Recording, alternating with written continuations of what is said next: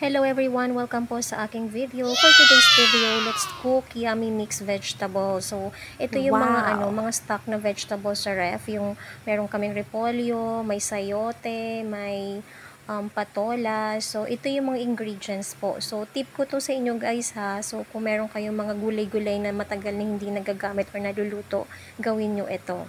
So, yan po yung mga ingredients po natin. Meron tayong bawang, sibuyas, and kamatis. And meron tayong pork. So, ayan po, ay actually, naano ko na yan siya na, babad ko na yan siya or napakuluan ko na sa tubig tsaka may mantika na yan para after maubos yung tubig, ganyan na po yan siya. So, ayan, pinapabrown natin yung pork. Once na nag-brown na po yan siya, i-set aside natin sa gilid lang or itabi natin sa gilid. Then, lagay na natin yung sibuyas tsaka bawang.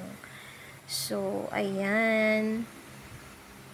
And then, kapag nagisa na yung sibuyas and bawang and kamatis, may kamatis ako nilagay. Isang piraso lang naman, pampalasa lang yan siya. Ayan, yung kamatis and then, i-ano na natin, i-mix na natin yung napabrown nating pork.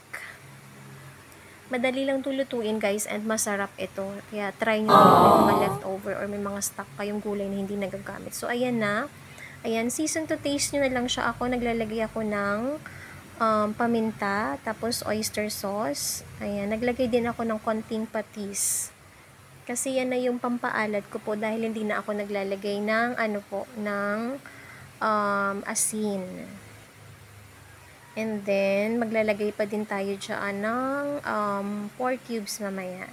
So, ayan na, na-season ko na yung aking pork. And then, nilagay ko na una syempre yung yung sayote.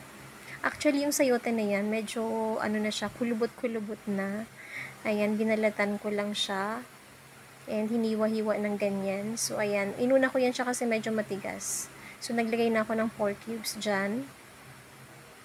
Ayan, so palambutin ko lang yan siya, gawa ng yung aking mother-in-law ay hindi siya pwedeng kumain ng medyo matigas, hindi kasi siya natutunawan. So, ayan, kapag malambot na yung sayote natin, ilalagay naman natin yung repolyo.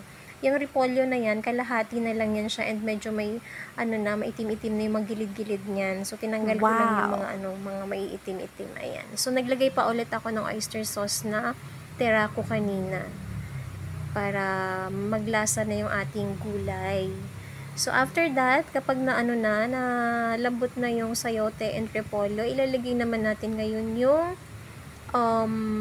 yung patola po. Ayan yung patola, ang sarap niyan kasi ang bango niya. So, ayan. Lahat yan guys, mga mga stock na namin. So, sayang kasi kung masisira lang, 'di ba? So, ganyan din gawin. So, ayan na.